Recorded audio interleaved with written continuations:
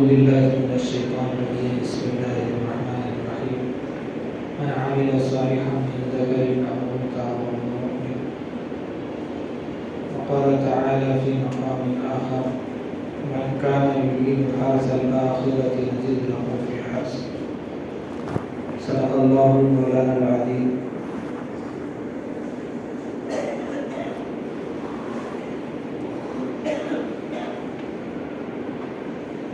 دنیا کے اندر آدمی جس لائن پر بھی ہو، جس راستے پر بھی ہو یا جس کام میں ہو، جب تک مقصد متعین نہیں کرتا وہ کامیابی کی منزل پر نہیں پہنچتا۔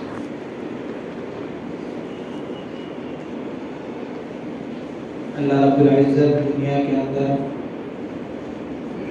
نظام قدرت کو بھی بنایا ہے اور نظام فطرت کو بھی بنایا ہے۔ آدمی اگر بنائے ہوئے اسباب کے اصول کے مطابق اگر چلتا ہے اور مقصد کو سامنے رکھ کر چلتا ہے تو کامیابی اس کے قدم چومتی ہے۔ اگر اصول کے خلاف اگر چلتا ہے تو ظاہری اعتبار سے منزل کے قریب پہنچتا ہے مگر نقصان اٹھانے والوں میں سے ہو جاتا ہے۔ دنیا کے اندر بہت سارے ذہین لوگ بھی آئے ہیں، بہت سارے طاقتور لوگ بھی آئے ہیں۔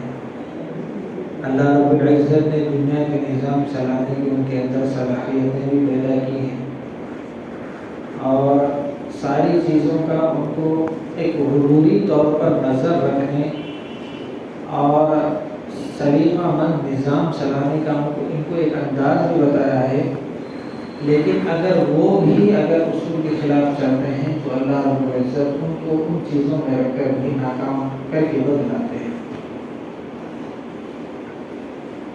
اسی وجہ سے فرمایا چاہے کسی مذہب سے تعلق رکھنے والا انسان، دنیا اگر دارالاسباب ہے، آدمی اگر اپنے مقصد کے اندر کوشش کر کے اصولوں کو اپناتا ہے تو وہ کامیابی اس کو قدم چومتی ہے، کامیاب ہوتا ہے۔ آخرت کا مسئلہ الگ ہے۔ اللہ رب العزت فرما رہے ہیں مثال کے طور پر اگر کوئی نااہل ہے تو اس کو نظام چلانے کے اوپر اس کو نہیں بٹھاتے، دنیا کا نظام چلا۔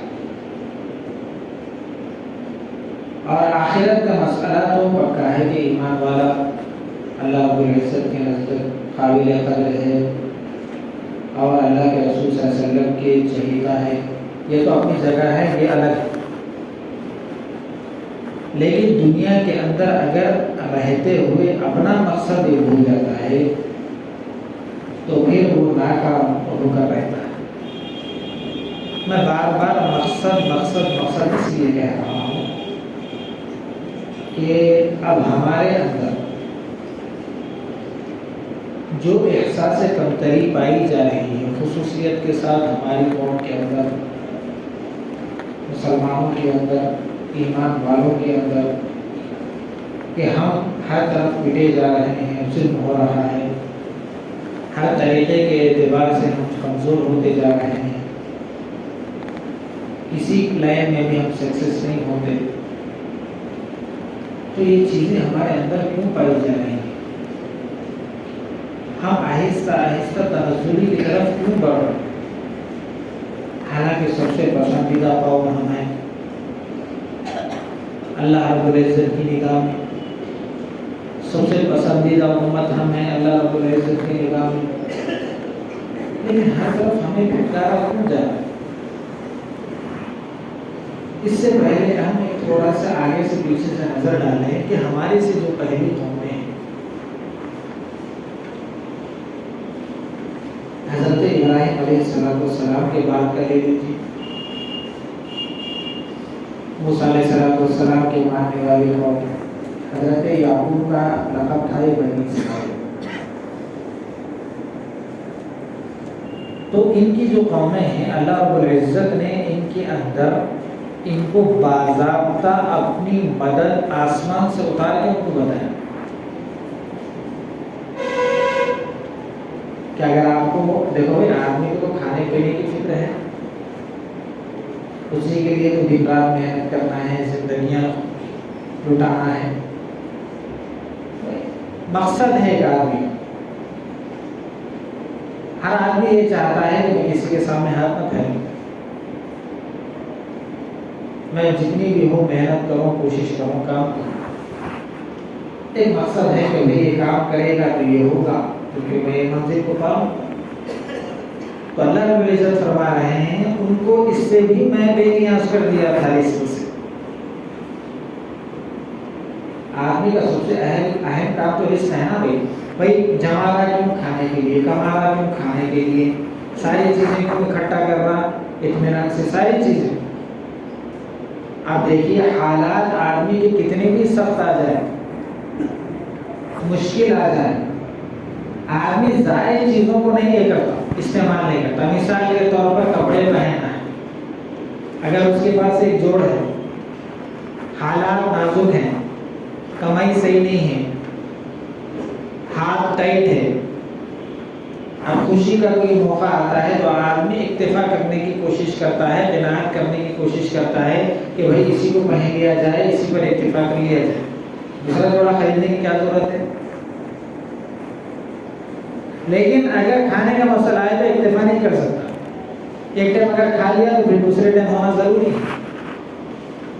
بات سمجھ رہے ہیں؟ تو اتنی اہم چیز کے لیے اللہ رب العزت نے ان کو بے نیاز کر دیا کہ بھئی ہم آپ سے پہلی جو قومیں آئی تھیں ان کو ہم جو اہم جو چیز ضرورت ہے اس سے بھی ہم ان کو بے نیاز کر دیے، لیکن انہوں نے اپنے اصول کے ہٹ کر زندگی گزاری، تو پھر ہم ان کو دنیا میں مرتبے کے باوجود، دولت کے باوجود، مال کے باوجود، ساری چیزیں ہونے کے باوجود بھی ہم ذلیل اور خوار کر کے ان کو بتائیں۔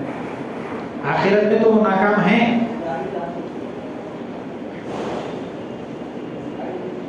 اب بندہ یہ سوچے کہ بھئی ہماری ساری چیزیں آپ کسی بھی لائن سے لے لیجیے، ہمارے اندر اگر ہماری کمیونٹی میں لے لیجیے، تعلیمی فیصد کے اعتبار سے لے لیجیے ہم کمزور ہیں، تجارتی اعتبار سے لے لیجیے ہم کمزور ہیں۔ بات سمجھ رہے ہیں؟ دنیا بھی اسباب بتا رہا ہوں، آدمی اس کے ذریعے بھی دین ہے، آدمی اس کے ذریعے سے اللہ تک پہنچ سکتا ہے کسی بھی، اور خرچ کرنے کے اعتبار سے لے لیجیے ہم ایک دم نیچے سطح پر ہیں، تعلقات کے بنانے اور بگاڑنے میں لے لیجیے ہم سب سے نیچے سطح پر ہیں، نظام کو چلانے میں لے لیجیے ہم سب سے نیچے سطح پر ہیں، فیصلہ کرنے کے سلسلے میں اور کسی بات کو اخذ کرنے کے سلسلے میں لے لیجیے ہم سب سے نیچے سطح پر ہیں۔ حالانکہ یہ ساری صفات مومنوں کی ہے، نظام چلانے کا سلیقہ مسلمانوں کے علاوہ کسی کے اندر نہیں ہے، گرچہ کہ ہم اپنے طور پر اس کو کھو دیے۔ خرچ کرنے اور کمانے کا طریقہ اسلام کے علاوہ اور کوئی نہیں بتایا، گرچہ کہ ہم اس کو اپناتے نہیں۔ تعلقات بنانے اور بگاڑنے اور کیسے بنانا کیسے بگاڑنا اسلام کے علاوہ کوئی مذہب نہیں بتاتا، گرچہ کہ ہم اس کو اپناتے ہیں۔ تو یہ ساری اگر چیزیں چھوڑنے کے باوجود بھی اگر ہم اپنے آپ پر ان حالتوں میں اگر رونا روئیں تو پھر کس کا شکوہ کریں، کس کے سامنے شکوہ کریں؟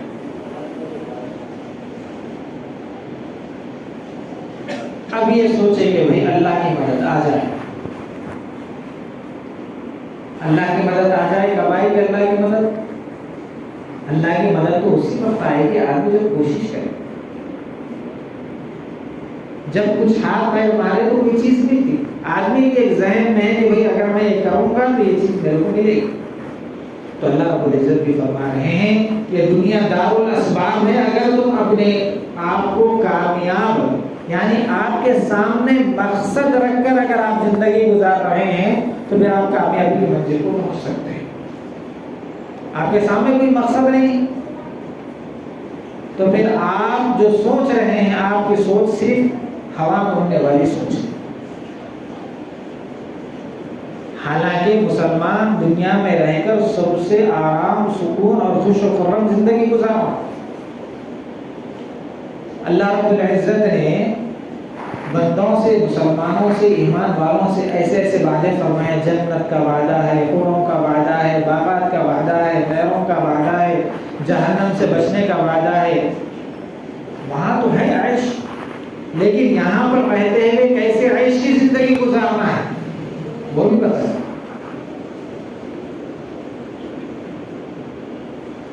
عیش کا مطلب یہ ہے کہ اگر ہم زیادہ پینے کھانے والے بن جائیں تو عیش نہیں. اصل جو عیش ہے آدمی کا اندر کے اعتبار سے بے چین اور جو سکون والی جو چیزیں ہیں آدمی کے جو وہ چھن جانے والی ہے اس سے آدمی دور ہٹ جائے. آدمی اطمینان والی زندگی گزارا تو عیش والی زندگی. دیکھو بھائی، سب سے آدمی کبھی مال کے واسطے پریشان ہو جاتا، کمانے کے مال نہیں. جس کے پاس مال ہے خرچ کرنے کے واسطے پریشان ہو جاتا، یا جس کے پاس مال ہے تو ساری بہرحال ہر طریقے کے اعتبار سے آدمی کے اندر بے چینیاں ہیں. تو اللہ رب العزت فرما رہے ہیں کہ اگر آدمی مقصد کو سامنے رکھ کر اگر زندگی نہیں گزارتا تو پھر وہ پریشان ہو جاتا. ہر چیز کے دنیاوی اعتبار سے آدمی مقصد کو رکھے، دین کے اعتبار سے آدمی مقصد کو رکھے کہ بھائی میں آگے چل کر اس کے اندر کیا منزل تک پہنچنا ہے، آگے چل کر میرے کو آگے کیا کرنا ہے، ہر چیز میں متعین کرے تو آدمی کامیاب ہو سکتا ہے. بھائی میرے کو یہ کرنا ہے، بس کرنا ہے، آگے کیا ہونا ہے وہ اللہ جانے، میں جانے، وہ اللہ مان. آدمی کامیابی تک نہیں پہنچ سکتا. سوچ اونچی رکھنا. اللہ کے رسول صلی اللہ علیہ وسلم نے فرمایا ہے کہ مسلمان کی سوچ بہت اونچی ہوتی ہے، بہت اونچا سوچتا ہے. گزشتہ جمعہ میں بتایا. اور بات سمجھنے میں اور بولنے میں بہت اعتدال اور میانہ روی، درمیانی طریقہ اختیار کریں، وزندار بات کریں. یہ مسلمان کی شان ہے. یہ اسی وقت ہوتا ہے آدمی ہر چیز میں ایک راستہ طے کر کے آگے میرے کو کیا کرنا ہے، کس منزل پر پہنچ کر اس کے ذریعے سے میرے کو کیا فائدہ ہوتا ہے، کیا نقصان ہوتا ہے، آدمی اس کو طے کرے. دین میں بھی دنیا میں. بیٹھے بٹھائے وہی میرے کو اللہ کی مدد آ جانا، فرشتے آ جانا، ساری چیزیں ہو جانا. بھائی دنیا دار الاسباب ہے، لیکن بعض مرتبہ اسباب کے خلاف بھی اللہ رب العزت کر کے بتاتا ہے. اگر آپ اکیلے مسجد میں نماز پڑھیں، اللہ فرشتوں کے ذریعے سے مدد اتارا، میں فرشتے اتارے تک نہیں ہٹتا. اگر فرشتے 4 آگے رہتا مسجد میں. ایک واقعہ سنو. ایک آدمی ہر وقت ملک الموت کو یاد کرتا رہتا. ملک الموت بولے تو جان نکالنے والا فرشتہ، ہر وقت اس کو یاد کرتے رہتا تھا. ایک مرتبہ لکڑیوں کا گٹا وہاں سے لے کر آ، وزن ہو گیا تو رکھ دیا. کہ موت تو بھی نہیں آ رہی، رکھتے سیدھا ملک الموت آ گئے. السلام علیکم. وعلیکم السلام. کیا ہوا؟ بولے ابھی یاد کرے نا، اس کے واسطے آ گیا. ارے نہیں بھائی، یہ گھٹا وزن ہو رہا تھا، اس کے واسطے اٹھانے کے واسطے بلایا. بات سمجھ میں؟ تو آدمی جو چیز ہضم نہیں ہوتی اس کو کرنا ہے، اور جو چیز کرنے جا رہا ہے اس کے لیے منزل طے کرنا. آگے میرے کو چل کے اس سے کیا فائدہ ہوتا ہے، کیا نقصان ہوتا ہے. تو اللہ رب العزت فرما رہے ہیں جب یہ چیزیں ہوتی ہیں تو پھر آپ کامیابی آپ کے قدم چھو، اور آدمی اطمینان سے دین پر بھی عمل کر سکتا ہے، دنیاوی اعتبار سے اور یہ جھمیلوں سے بھی آدمی دور رہے. تو اس کے لیے سب سے اہم کام، آدمی جس چیز کو کر رہا ہے، جو آدمی اس کا ماہر ہے اس سے مشورہ لے، اس سے رہبری لے. آپ کسی کاروبار میں لگنا چاہتے ہیں یا کسی کاروبار کو کرنا چاہتے ہیں تو آدمی اگر وہ چیز کا ماہر ہے تو آپ اس کی رہبری میں کام کریے اور اس سے مشورہ لیجیے. ایک سے نہیں، دو سے نہیں، 100 سے مشورہ لیجیے. مشورہ لینے میں کیا ہے، کام کو آگے بڑھائیے. اسی طرح دین کے مسئلے میں بھی اگر آپ کو کام عمل کرنا ہے تو علماء سے پوچھیے، مفتیان کرام سے پوچھیے، تو اس کے بعد دیکھیے آپ کی زندگی کیسے خوش و خرم آسانی کے ساتھ گزرتی. ہر چیز میں اگر آپ اپنے آپ کو ایک رہبر مان کے چلے کہ بھائی میرے کو کسی کی ضرورت نہیں، میں کرتا ہوں، تو ہو جاتا ہے تجربہ، لیکن نقصان زیادہ ہو جاتا ہے دنیا کے معاملے میں بھی، دین کے معاملے میں. تو اس سے آپ کا تعلق بڑوں سے بھی نہیں رہتا، چھوٹوں سے بھی نہیں رہتا. تو اسی وجہ سے فرمایا قرآن پاک میں من عمل صالحا من ذکر او انثى، جو آدمی نیک عمل کرتا ہے چاہے مرد ہو عورت، ہم اس کو چاہے کسی طریقے کا بھی ہم اس کو ضائع نہیں کرتے. تو اس سے مطلب یہ بھی ہوا کہ آدمی اگر مقصد کو سامنے رکھ کر زندگی گزار رہا ہے تو اکثر ایسا ہوتا ہے کہ وہ نامراد نہیں. اس بات کو سمجھنے کی کوشش کریں. اللہ تعالی ہم سب کو عمل کی توفیق نصیب فرمائے. سنت